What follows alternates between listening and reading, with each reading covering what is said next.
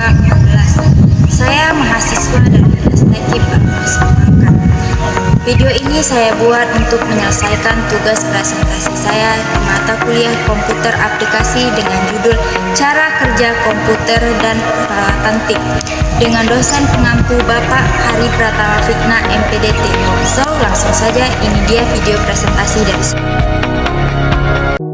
Baik teman-teman, di sini saya akan memulai presentasi saya mengenai cara kerja komputer dan peralatan TIK. Sebelum kita mengetahui cara kerja komputer, kita harus tahu apa itu komputer.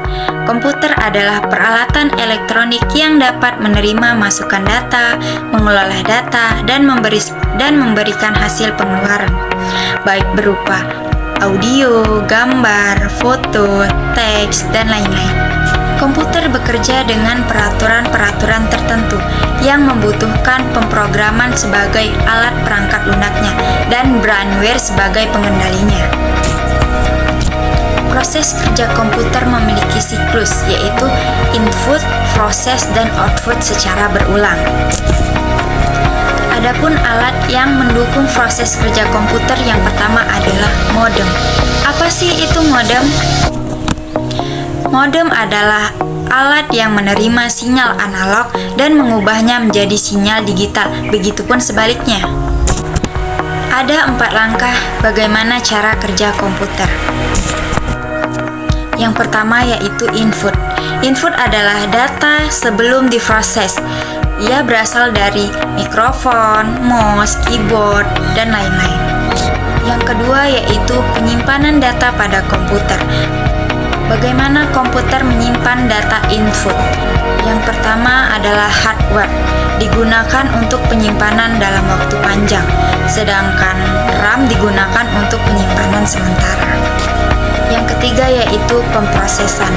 Tempat input diubah menjadi output menggunakan CPU yang bertanggung jawab untuk mengoperasikan data pada input. Dan yang keempat adalah output, hasil akhir dari pengolahan data, baik itu foto, video, teks, gambar dengan menggunakan alat printer atau proyektor. Komputer juga terdiri dari 2 perangkat. Yang pertama adalah perangkat keras dan yang kedua adalah perangkat lunak. Yang pertama yaitu perangkat keras, yaitu segala sesuatu atau komponen yang dapat disentuh atau dapat dilihat secara fisik di komputer. Contohnya apa? Yaitu keyboard, mouse, layar, speaker, dan lain-lain. Sedangkan perangkat lunak yaitu kumpulan instruksi pra-tertulis untuk memberitahukan apa yang harus dikerjakan oleh komputer. Berbeda dengan perangkat keras, perangkat lunak tidak dapat dilihat atau disentuh sama sekali. Adapun yang harus kita ketahui yaitu diagram komputer. Ada 4 diagram komputer. Yang pertama yaitu peralatan input.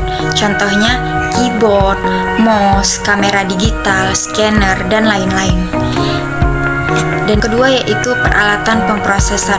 Contohnya CPU, control unit, unit logika aritmetika memori, dan lain-lain. Dan yang ketiga yaitu peralatan output. Contohnya apa? Printer, proyektor, speaker, dan lain-lain. Terakhir yaitu tempat penyimpanan. Baik, sebelum saya memulai presentasi saya mengenai peralatan TIK atau teknologi informasi dan komunikasi.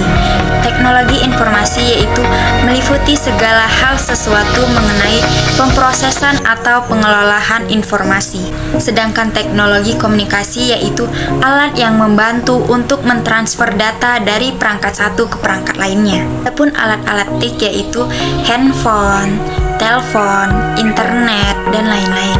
Cara umum manfaat TIK adalah melakukan informasi atau berkomunikasi secara efisien. Misalnya apa? Bisa dilakukan di mana saja dan kapan saja. TIK sangat bermanfaat bagi semua kalangan. Contohnya dalam pemrosesan pelajaran, ada yang namanya daring, Zoom meeting, dan lain-lain. Dan yang kedua yaitu yang dulunya kita harus belanja ke pasar, ke toko, ke supermarket. Sekarang tidak perlu itu. Dengan adanya TIK, kita dapat berbelanja secara tidak langsung. Contohnya ada di Shopee, Lazada, dan lain-lain. Dan contoh lainnya yaitu Kalau dulu kita harus mentransfer uang, kita harus ke bank langsung atau ke ATM, sekarang tidak perlu karena ada yang namanya m-banking. Baik teman-teman, mungkin sekian presentasi dari saya. Semoga bermanfaat untuk kita semua. Wassalamualaikum warahmatullahi wabarakatuh.